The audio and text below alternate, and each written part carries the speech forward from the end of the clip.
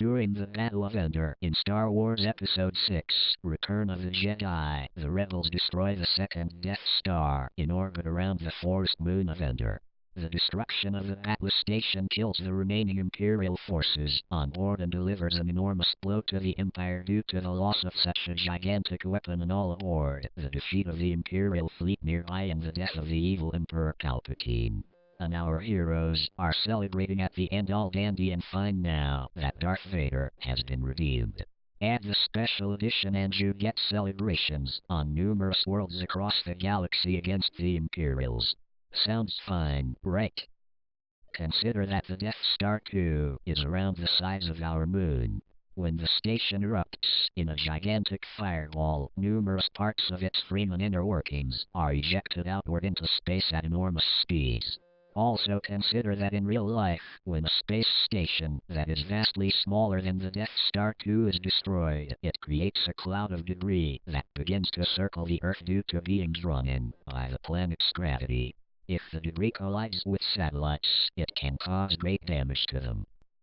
Imagine all that debris, much of which could be country-sized, falling down onto the forest moon. The gravity field would pull on the wreckage so that it would be shifted towards the moon.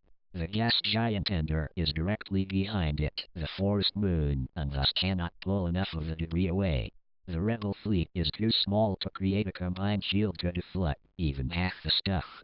And the Imperials, even if they were helping the rebels deflect it and had all of their ships, would not be anywhere near enough to protect the moon. The resulting impacts would practically annihilate the biosphere of the planet.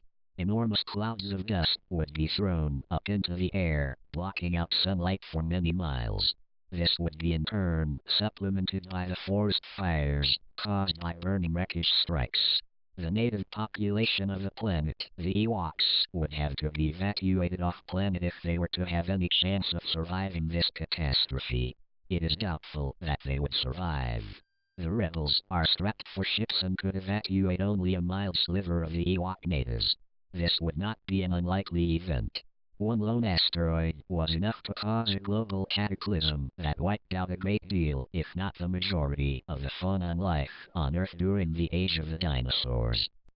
Thus the great victory at Endor would come at a great price. The Holocaust of nearly an entire population.